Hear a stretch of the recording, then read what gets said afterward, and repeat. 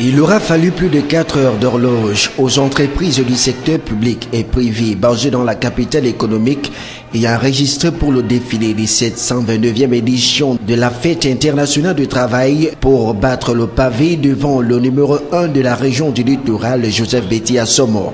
Le temps du défilé a été donné par les organisations syndicales des travailleurs, suivi des différents ministères représentés dans le littoral et basés dans la ville de Douala. Les mairies des 6 arrondissements de la ville de Douala n'ont pas été en reste. À ces services publics se sont ajoutés les entreprises du secteur privé qui, à travers leurs pas et leurs vestimentaires, ont séduit aussi bien les autorités administratives de la ville que le reste des invités à la fête, ce qui leur a valu quelquefois au passage des applaudissements. Dans cette ambiance de fête, personne n'a vu le temps passer. La vallée Besseke, lieu du défilé, est restée bondée de monde jusqu'au passage de la dernière entreprise.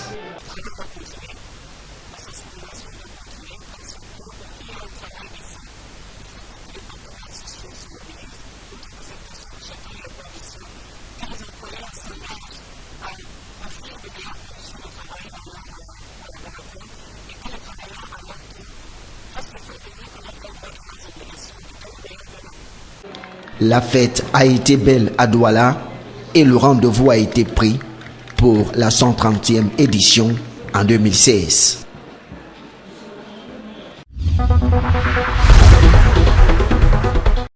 Comme chaque année, le rituel des discours qui précède le défilé des travailleurs a été respecté cette année à Douala. Le premier à faire entendre sa voix au lieu des cérémonies n'est personne d'autre que le président de l'union départementale du syndicat des travailleurs du Vouri. Dans son adresse aux autorités administratives présentes sur les lieux ainsi qu'à l'ensemble de la communauté des travailleurs de la capitale économique, ce dernier a fait une dénonciation sans détour des conditions de travail difficiles que vivent les employés dans leurs structures respectives. Salaire dérisoire, absence de dialogue social, la liste est loin d'être exhaustive. Pour lui et l'ensemble du syndicat, le thème choisi cette année, à savoir construire l'avenir du Cameroun dans la paix, la solidarité et le travail décent, n'a de signification que si la voix des travailleurs est entendue.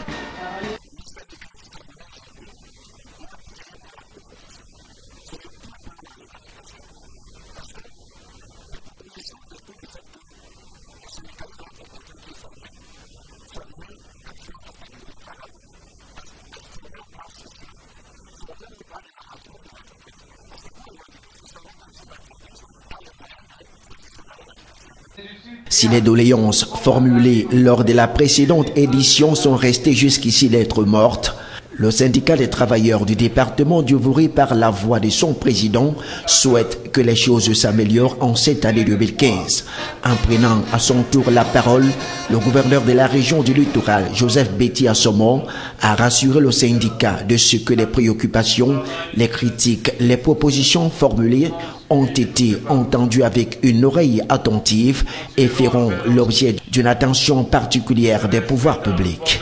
Au patron d'entreprise, le numéro 1 de la région a recommandé une humanisation des conditions de travail à travers le respect du Conseil de sécurité, l'immatriculation du travailleur à la CNPS, un salaire conséquent et régulier. Ceci afin de maintenir le climat de paix dans les entreprises, une paix sans laquelle rien de durable ne peut se construire.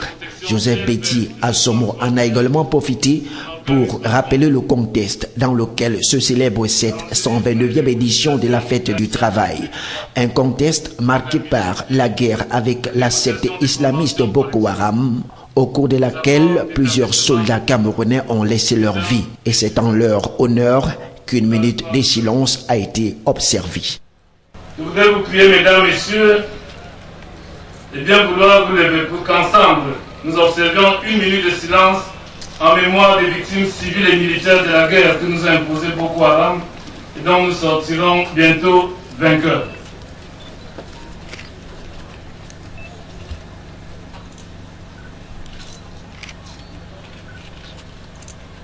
Merci. Le gouverneur Joseph Betty Assomo a par la même occasion salué les efforts de tous ceux qui ont contribué de près ou de loin à la réussite de la semaine du travailleur dont les activités ont été lancées le 24 avril 2015 dernier en Djombe-Penja par le ministre du Travail et de la Sécurité sociale, Grégoire Owona, et dont le point d'orgue était ce 1er mai 2015 avec le défilé des travailleurs.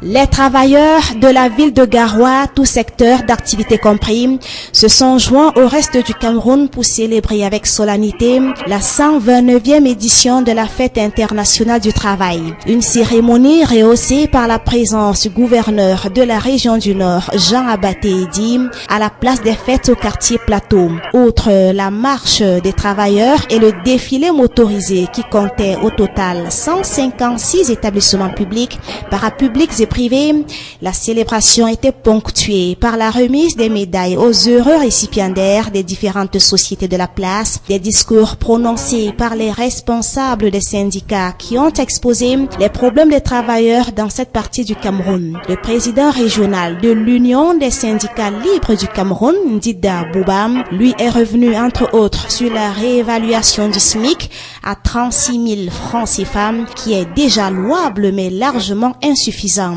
Il a tout de même émis le vœu de réviser en profondeur le Code du travail pour y insérer des articles qui œuvrent pour l'amélioration des conditions des travailleurs. Le gouverneur de la région du Nord, Jean Abaté Edi, dans son propos, s'est attardé sur les attitudes peu digestes de certains travailleurs du privé comme du public qui revendiquent plus que le travail. Les différentes entreprises qui ont ainsi battu le pavé ce 1er mai 2015 à Garoua, avec chacune leur spécificité à travers le défilé pédestre et motorisé, arrachaient à leur passage des salves d'applaudissements de la tribune acquises à leur cause. Fidèle à sa mission d'accompagner les entreprises du secteur public et privé dans l'amélioration de leurs performances, l'Institut Responsabilité sociale des entreprises, conduit par son directeur Thierry Téné, vient d'organiser à Douala la 3e édition du Kilimanjaro Top Managers.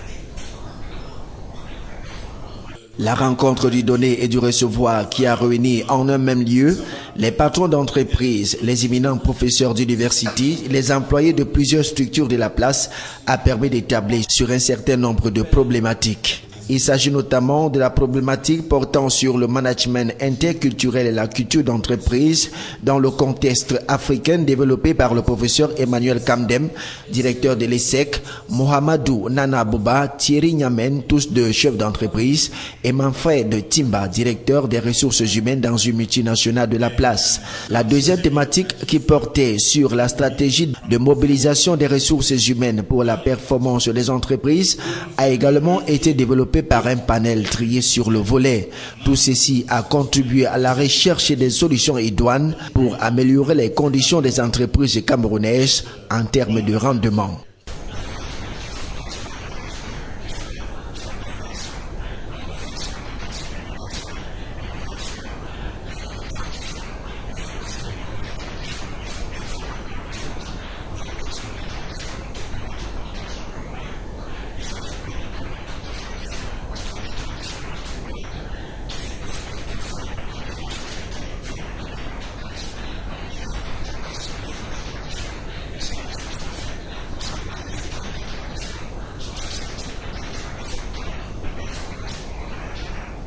La rencontre qui se veut quadrimestrielle s'inscrit dans le cadre de l'application des décisions contenues dans le manifeste d'Accra, issu de la 3e édition du Forum annuel des pionniers de la RSE en Afrique. La rencontre de Douala était placée sous le thème « Management des ressources humaines, facteurs interculturels et performances des entreprises dans le contexte africain ».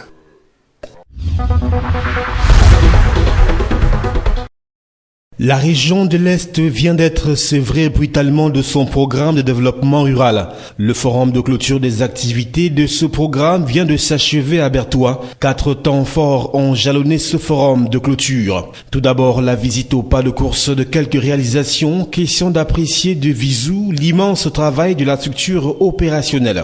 Le GIC a bénéficié d'une porcherie financée par le PDRS, sans compter beaucoup d'autres actions menées sur le terrain. Donc, pour dire en vérité, nous soutenons cette action. Et nous remercions aussi, nous profitons de l'occasion pour remercier le gouvernement camerounais, parce qu'il fait beaucoup pour nous, parce qu'il négocie des partenariats et des financements pour nous aider. Et c'est pour cela que nous devons rester reconnaissants, pour que désormais, nous ne devons plus décrier pour la pauvreté. Il en ressort que le programme a mené ses activités dans 3 départements sur les 4 que compte l'Est Cameroun en 4 ans pour une enveloppe de 3 443 370 180 francs CFA, contrairement aux autres régions, à savoir le nord-ouest et l'extrême nord, qui ont bénéficié chacune de 6 milliards de francs CFA. Insatisfaites, les populations ont fait un plaidoyer pour solliciter la rallonge des activités du programme. Que ça continue pour les autres qui n'ont pas reçu, parce que ce n'est pas tout le monde qui a eu. Il y en a plein encore qui en ont besoin. Et nous souhaitons aussi que d'autres bailleurs de fonds, des partenaires au développement fassent aussi la même chose que le PDRS. C'est notre souhait. En réponse à cette doléance, le ministre Emmanuel Nganou-Djoumessi de l'économie, de la planification et de l'aménagement du territoire s'est voulu rassurant. Des efforts seront faits dans le cadre du 11e FED pour accompagner les populations de l'Est à sortir de la précarité. Beaucoup a été fait en termes d'infrastructures, d'amélioration des conditions de vie des populations, en termes d'infrastructures qui vont amener ces populations à générer de la richesse, à créer de la croissance dont elles sont par ailleurs bénéficiaires. Au terme des travaux, le ministre a remis aux maires des documents qui leur permettront d'assurer le suivi des projets financés par le PDRES en cours de réalisation dans leur commune. Le bâtiment abritant les services de ce programme a par la même occasion été inauguré.